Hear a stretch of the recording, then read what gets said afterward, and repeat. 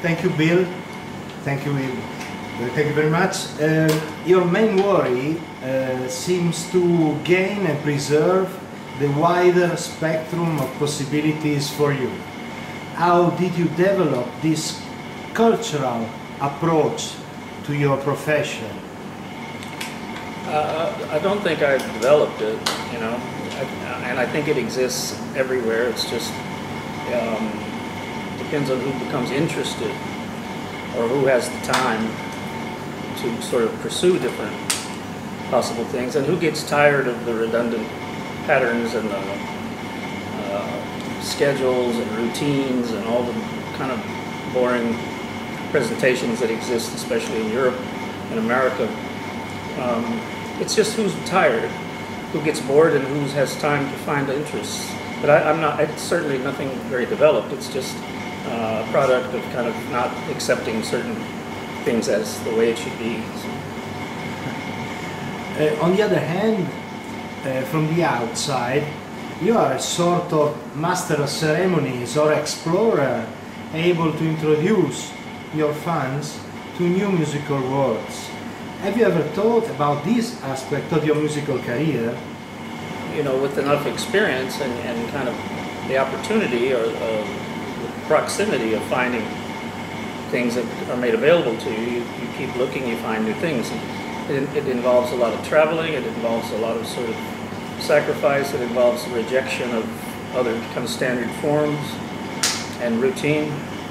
I don't know if it influences people, but I would certainly hope that it reminds them that you don't have to do everything exactly the way you're told, or what people say is the great thing, or this is how it's done. So.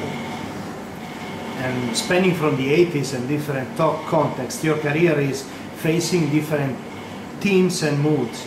But now, are there now more or less possibility to express yourself than in the past? No, there's always more possibility to do everything, no matter what they say. Because if they say there isn't, they're just not paying attention. There's no vision. Are there more interesting musical scenes in the world, in your opinion? I don't know much about scenes. That's usually something that's generated by you know, journalists, and I mean, you can make things, you can make events, you can try to do things.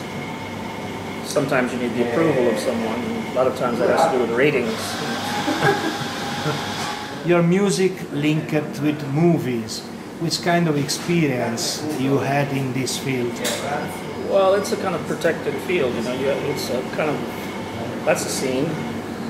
You have to know people, and people have to want to sort of help you for whatever reason. And then there's that other thing where you're very nice. You have to be very nice to people, and you have to congratulate them. You have to, how do you say it? Always give praise to them. You have to do that consistently. And most of all, you have to lie. And if you're a good liar and a nice guy, and you have some time, then you can get in this thing, and you could probably do a lot of movie soundtracks. They'll all be bad, of course, but you could do that. Which are your current main projects that we are able to follow in the future? Well, you know, first of all, there's no guidelines, because there's no guide and there's no lines. So that's not a possibility, or a question or an answer. So that doesn't exist. It may exist if you follow some kind of manual that says this, you go here and then you go here, and you go to college and you get married, you have a kid, and you retire in Miami, something like that. That would be guideline oriented. And raise goats. And have 100 goats, no more, no less.